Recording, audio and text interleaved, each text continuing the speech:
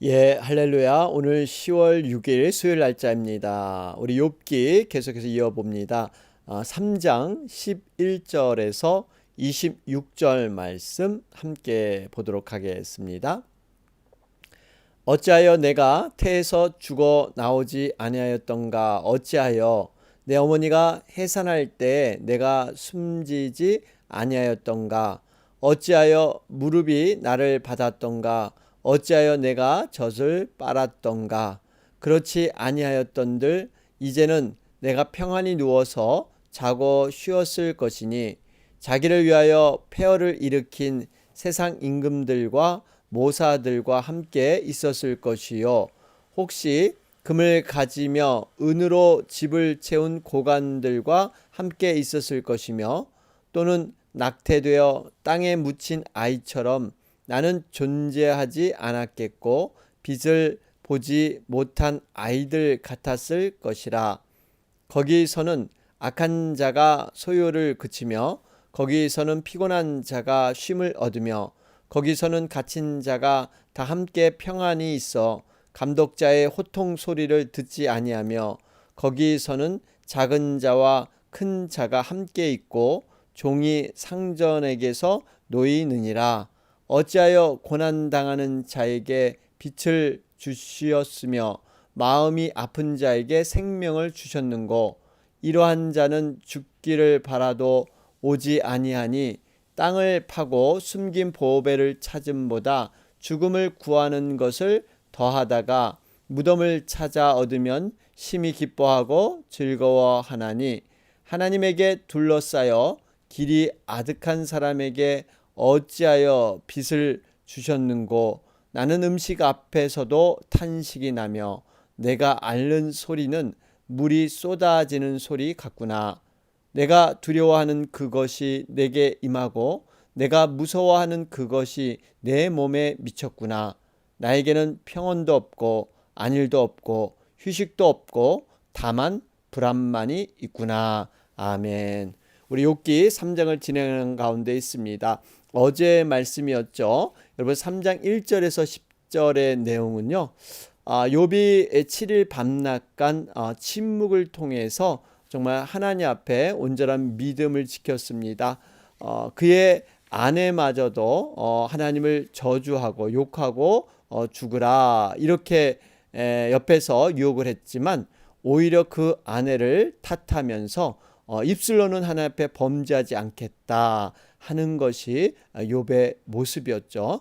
그러한 욥이 정말 입을 열어서 하나님 앞에 믿음의 고백을 했으면 좋으련만 그가 여러 가지 탄식과 고난의 과정 가운데 그의 힘듦을 토로하게 되죠.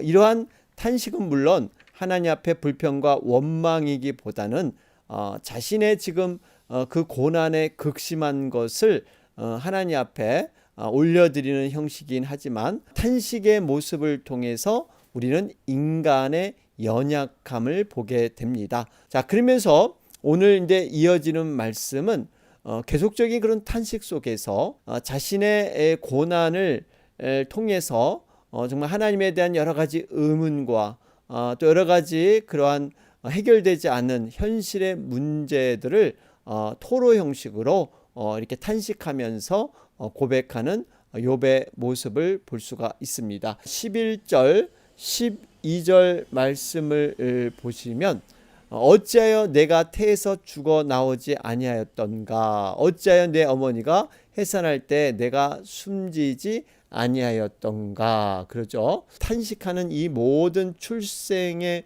어려움들은요, 사실 하나님의 은혜고 부모님들의 수고를 통해서 모든 것들이 온전히 이루어진다 하는 것을 볼 수가 있습니다. 여러분, 결국 이것은 우리의 믿음의 정도에 따라서 작은 그러한 일들도 감사하느냐 아니면 불평과 원망을 하느냐 하는 것을 볼 수가 있습니다. 여러분, 믿음이 정말 충만해지면요, 우리가 작은 일에도 감사할 수 있는데 그렇지 못하면 우리가 불평하고 원망하기가 쉽습니다. 그러면서 지금 욥은 왜 그때 하나님께서 나를 살려주셨느냐 이러한 반문의 형식으로 묻고 있습니다.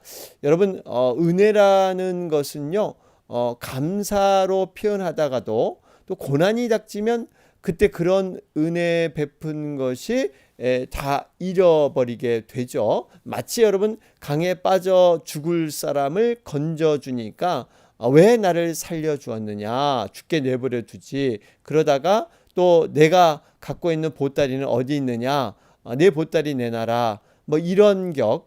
그러니까 하나님께서 사실 은혜를 주셔서 우리를 이 땅에 하나님의 자녀로 출생케 했는데, 이러한 자신의 믿음의 상태, 또 때로는 고난의 정도에 따라서 이렇게 축복된 일들이 저주로 바뀌고 불평으로 여겨진다는 것, 그만큼 믿음의 관리가 중요하고요. 반석 위에 세울 수 있는 그런 믿음으로 서야 된다라는 것을 깨닫게 됩니다. 자, 그러면서 13절 말씀을 보면, 그렇지 아니하였던들 이제는 내가 평안히 누워서 자고 쉬었을 것이니, 그러죠. 여러분, 결국에 자신이 못해서 살아나오도록 하나님께서 은총을 베풀지 않았더라면 자기가 이렇게 성장해서 오늘날 존재하는, 부모가 그렇게 끔찍이 돌보지 않았더라면, 물론 지금의 고난이 너무나 힘드니까 과거를 회상하면서 그때 안 그랬다면 내가 이 자리에 없었을 텐데 하는 그러한 얘기를 욥이 하고 있습니다. 그런데 여러분, 우리가 분명한 것은 우리 지금의 고난이 끝이 아니라는 겁니다. 터널을 지나갈 때 그 터널의 어두움 때문에 모든 것이 다 끝이다가 아니라, 그 터널을 지나가게 되면 밝은 빛이 준비되어 있다. 우리 분명히 크리스찬들은 결론을 이미 증명받은 사람들입니다. 예수님께서 십자가에 승리하시고 모든 것을 이기셨듯이 우리의 인생도 궁극적으로 끝은 참으로 토부의 하나님, 좋은 그러한 결과로 우리 하나님 앞에 서게 된다라는 거, 여러분, 이것이 하늘의 소망이고 우리가 미래에 또한 가꾸어 나갈 그러한 믿음의 모습입니다. 그래서 우리는 어찌하든지 인생을 긍정적으로 보고, 하나님은 어제보다 오늘, 오늘보다 내일 이렇게 더 낫게 하시는 하나님인 줄로 믿습니다.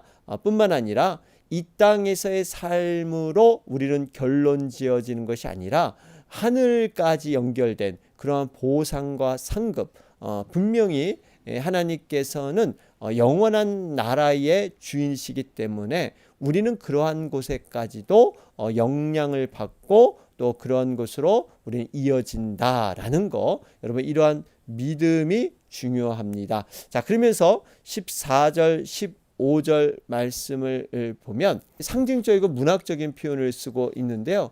근데 이 말입니다. 세상에서 자기 명예와 자기 욕구를 위해 할 일을 마친 그런 왕들, 또 자기 집을 은금으로 가득 채운 그러한 부자들, 이런 사람들 죽음을 당하게 된다는 겁니다.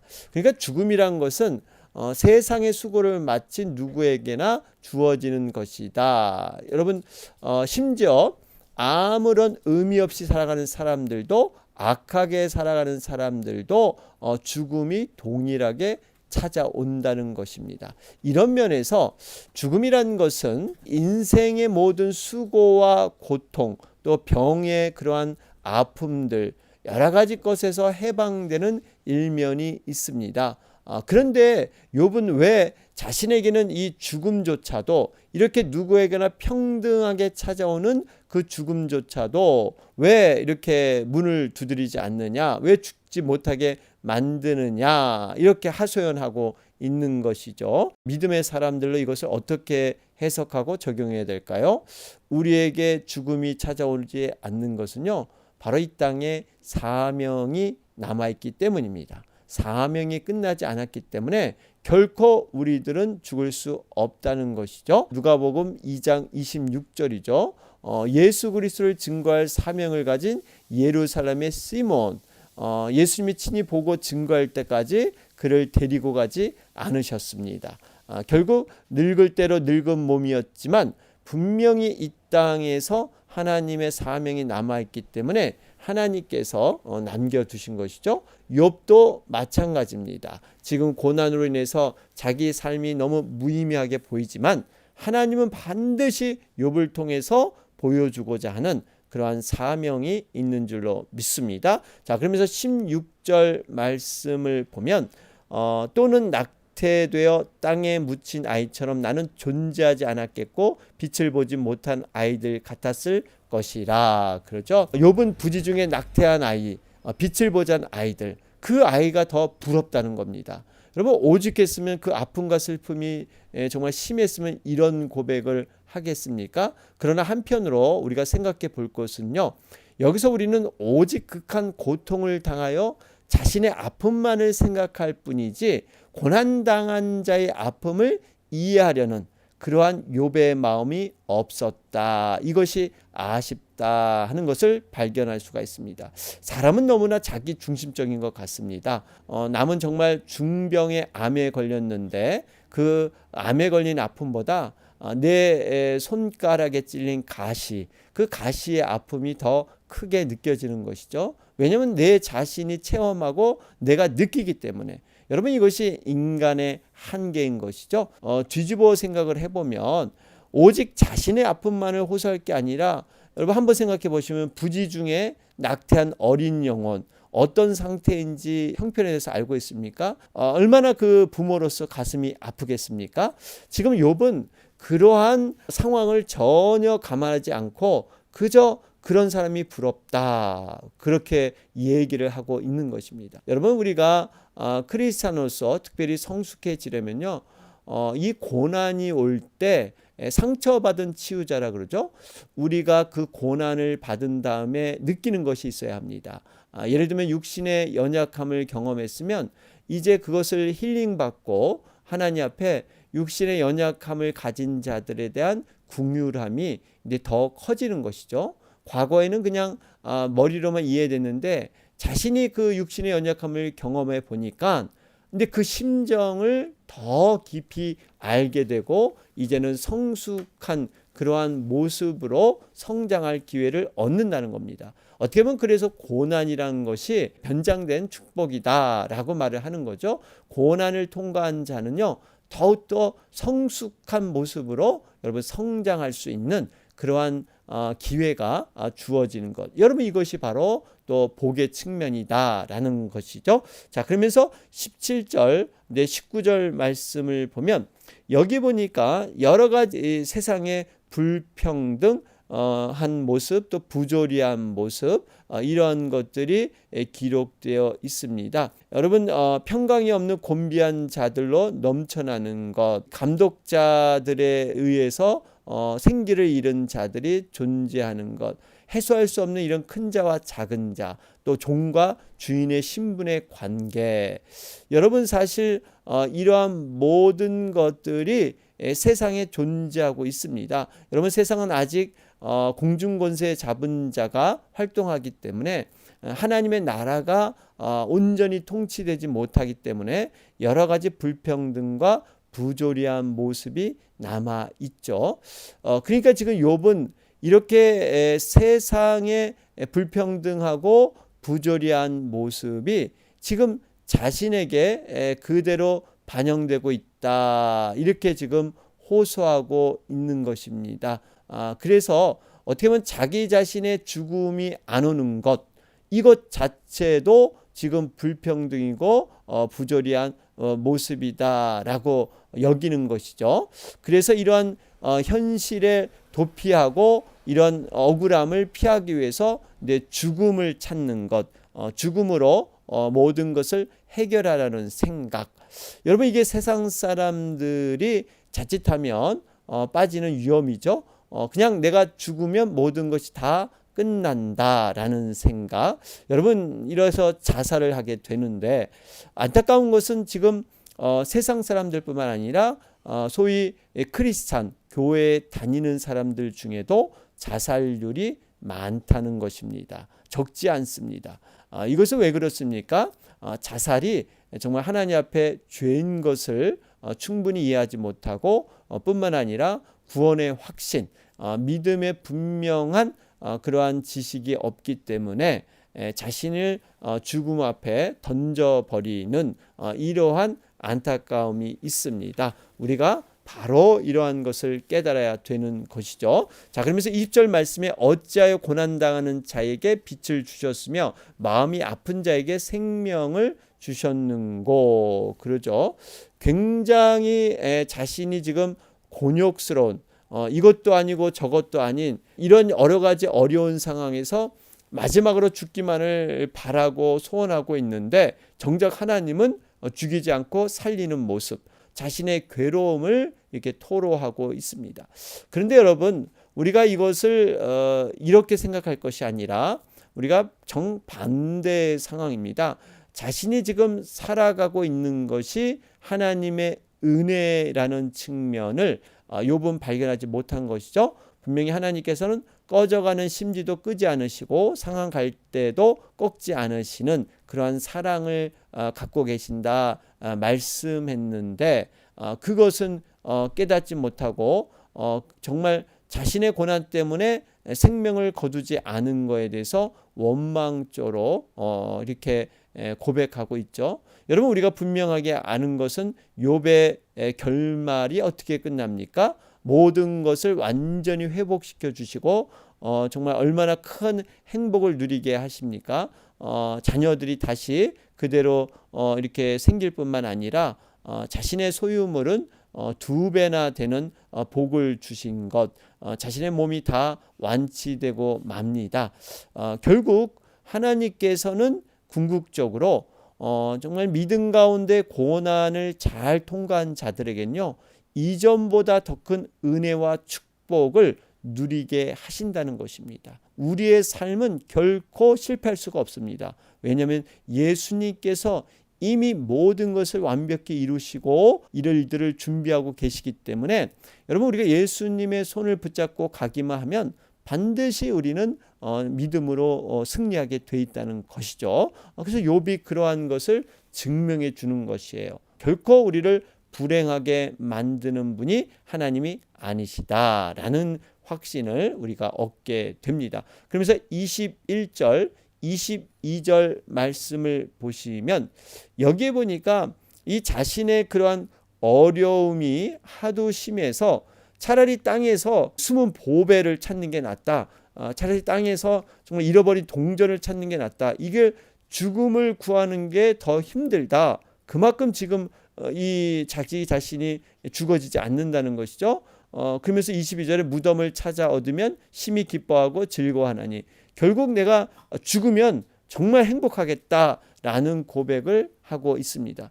여러분, 여기서 우리가 깨닫는 것은 정말 이 부정의 영이 들어오면 작은 것 하나에 마음이 걸리기 시작하고요.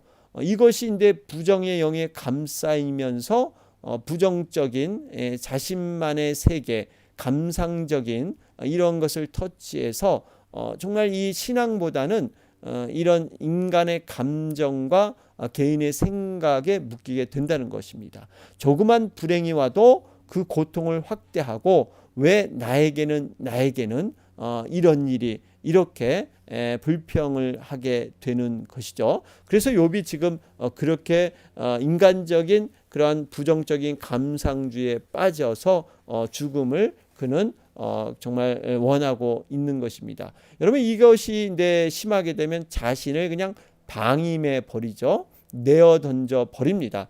이것은 내 될 대로 되라 자포자기하는 이러한 모습. 여러분, 이런 심리가 사람들에게 있습니다. 우리가 잘 아는 이 엘리야라는 선지자, 불의 선지자로 이방 선지자와 850명 자신은 혼자 영적인 대결을 갈멜산에서 행해서 이겼습니다.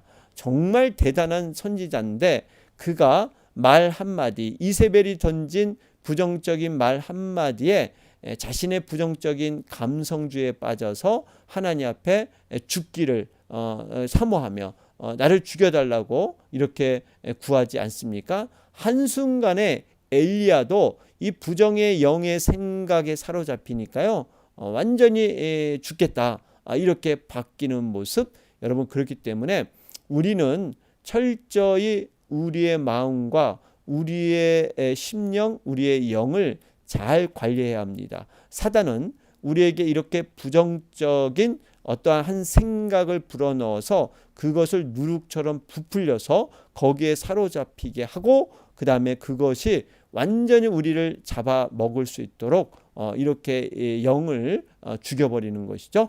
이 원리를 우리가 깨닫고 어찌하든지 빨리 정말 긍정적인 하나님을 빛의 하나님을 바라봐야 될 줄로 믿습니다. 23절 말씀, 하나님에게 둘러싸여 길이 아득한 사람에게 어찌하여 빛을 주셨는고. 여기도 비슷한 고백을 하고 있어요. 길이 아득한 사람, 그러니까 지금 얼마나 힘들고 어려운데 죽을 지경에 있는데 또 그냥 그걸 죽이지 아니시고 빛을 허락해 주셨다는 거예요. 그러니까 정말 이렇게 사람을 다 죽게 상황과 환경은 다 이렇게 힘들게 만들어 놓고 근데 빛을 그래도 너 살아봐라 하고 빛을 주셨다는 것.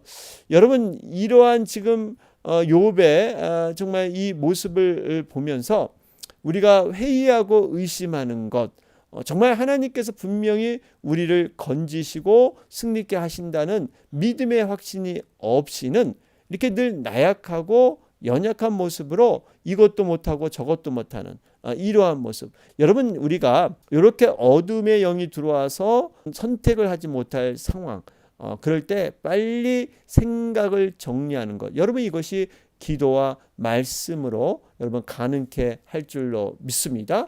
그러한 생각이 잠시는 허락되지만 이것이 오래되면요 우리의 그 모든 생각의 습관을 잠식해서 잡아먹습니다. 그러다 보면 어두운 영에 늘 붙잡혀서 우리는 부정적인 그러한 삶을 살게 되는 것이죠. 자, 그러면서 25절 말씀을 보면 내가 두려워하는 그것이 내게 임하고 내가 무서워하는 그것이 내 몸에 미쳤구나. 여러분 욥이 이렇게 두려워하고 무서워하는 것이 뭐였을까요?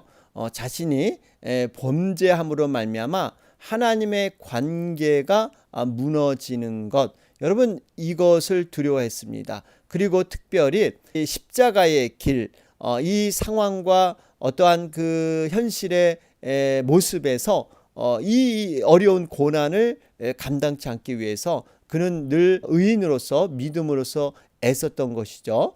그래서 여러분 자녀들에게 잔치가 일어나면 자녀들은 그 명수대로 하나님 앞에 예배하고 다음 날이면 혹시 자녀들이 말이라도 또 부지 중에 죄를 지었을까봐 그는 따로 번제를 드릴 정도로 이렇게 노력을 했습니다. 그것이 바로 이렇게 두려워하고 무서워하는 것이었죠. 하나님 앞에 죄를 짓고 또 이렇게 세상에서 어려운 고난을 맞이할까봐 그랬는데 여러분 어쨌든 간에 우리가 이 십자가의 길, 현실에서도 고난의 삶, 이것을 우리는 피해갈래야 피해갈 수 없는 그러한 상황을 맞이할지도 모릅니다. 예수님께서도 분명하게 십자가의 쓴 잔을 피해가지는 않으셨죠. 겟세마네 동산에서 땀이 핏방울이 되도록 간절히 눈물과 통곡으로 하나님께 기도했지만 하나님이 원하시는 잔을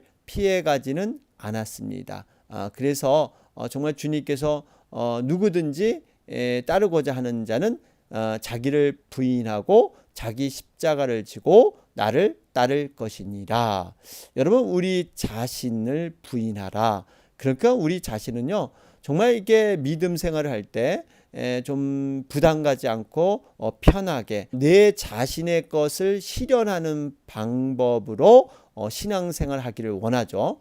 내 자신이 부인되는 것 여러분 이거 쉽지 않습니다. 내 생각과 내 판단을 내려놓고 하나님의 말씀에 순종하는 것. 예수님은 참 제자가 바로 이것이라는 거예요. 자기를 부인하고 자기 십자가를 지고 나를 쫓을 것이니라. 우리 각자의 생각과 판단을 내려놓고 자기 십자가, 자기 상황과 형편이 다 다릅니다. 다 사람마다 다릅니다. 이게 자기 십자가예요. 내가 이것을 지고 여러분 이것을 해결하라는 게 아니에요. 그것을 가지고 그대로 하나님 앞에 나오라는 겁니다. 그러면서 나를 쫓을 것이니라. 예수님을 쫓는다. 말씀을 순종하고자 노력하고 그 작은 것이라도 그것을 붙잡고 나갈 때 여러분 내 문제와 내 여러 가지 어려움들이 해결되는 역사들, 그러면서 하나님의 깊은 그러한 체험을 통해서 이제는 내가 아닌 성령님께서 나를 이끌어 주시며 내 안에 그전에 느끼지 못했던 하나님이 주시는 위로와 평안, 여러분 이것을 붙잡고 일어서게 되는 것이죠. 이러한 일련의 과정, 이것이 이제 믿음의 모든 과정이다라는 것을 볼 수가 있습니다. 자, 오늘 말씀 정리해 보면 고통 속의 탄식, 죽음의 세계를 동경함. 오늘 수요일 날짜입니다. 이 땅의 모든 교회와 또 우리 선교사님, 선교지를 위해서 여러분 간절히 기도해 주시겠습니다. 다 같이 기도드리겠습니다.